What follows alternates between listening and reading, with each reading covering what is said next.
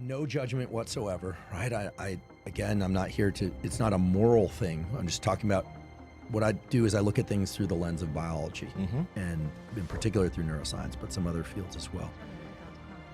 We have to take a step back and now knowing what we know about testosterone and dopamine and all these things and ask, what is pornography doing to the brain?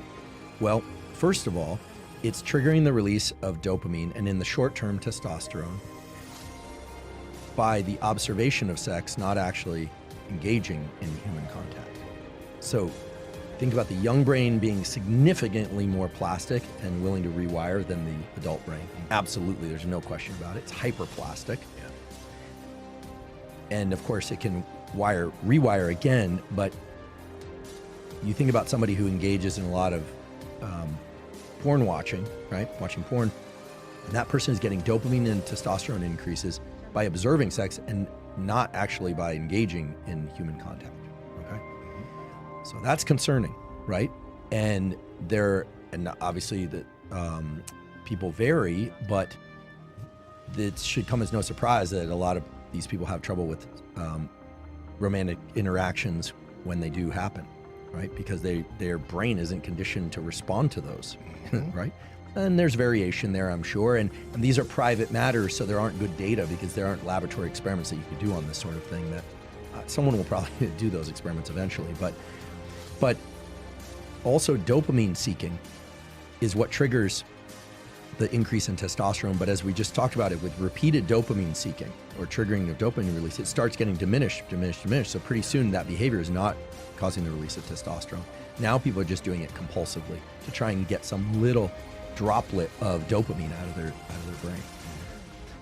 I personally think that porn and the availability of porn is a real detriment to the developing brain, especially to the developing brain. Yeah.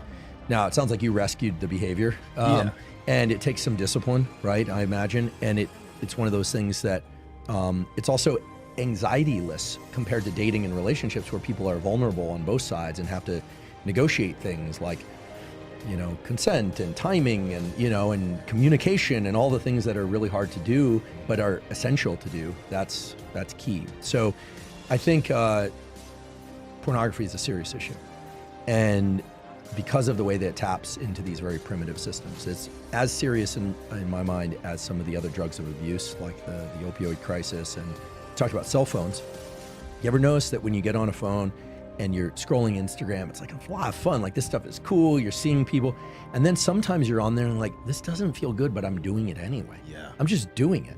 That's exactly how people talk about their drug use. That's exactly how people talk about alcohol use. That's exactly how people talk about gambling. You imagine this high, but the high doesn't show up, and that's you're dopamine depleted. You need to take some time away from it and then come back and then you can enjoy it again. Now, with pornography, it's a slippery slope, right?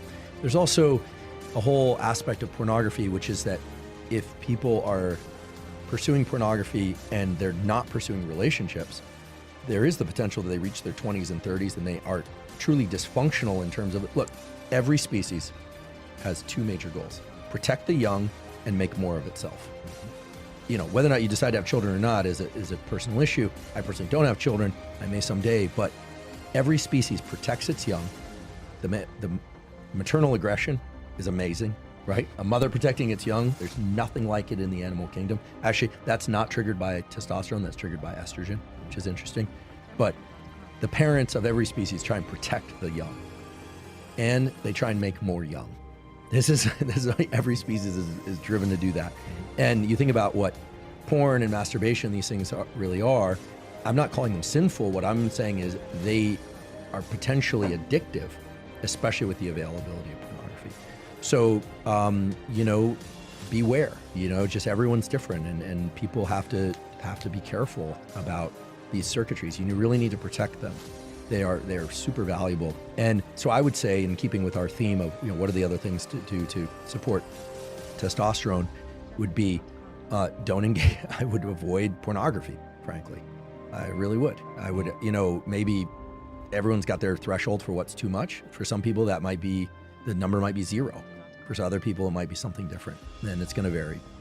It would be different, maybe using your imagination versus seeing images or like is there a difference if you know any of this? Is there a difference between video versus old school way of like having magazines and things like that? Well, it's because it's like more fantasy, and maybe I don't know, maybe you thinking it through about this thing is different than you just watching it. Or I don't even know. remembering past experiences. Yeah, so we can speculate there a bit. A picture is worth 1,000 words, and a movie is worth 1 billion pictures.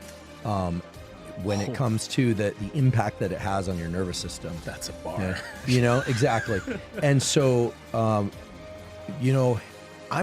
think it's fair to say that whatever problems exist in society today almost certainly existed 100 years ago, but in a different form. Mm-hmm. Okay. We always think, stress was only there for the saber-toothed tiger, and now there are no tigers, and we got this thing that's really unfortunate called stress. Look, let's imagine this was 100 years ago. Spouses still cheated, people still died, you had, physical challenges, there was a question of how, all that stuff is baked into us at a deep level, right? None of those circuits have changed. It's just the circumstances that trigger them change. So I think that 100 years ago, it wasn't cell phones, but you can bet that there were forms of pornography. They were probably more cloistered away. They weren't, as out there. In certain parts of the world, it's still very, very cloistered away, despite the internet. So I think that what's healthy in this domain has never really been defined. This is one of the challenges. We know what an eating disorder is, but what's healthy eating, right? Mm-hmm. Where do you draw the line? I think given this general theme that relationships are healthy, friendships are healthy, romantic relationships are healthy, and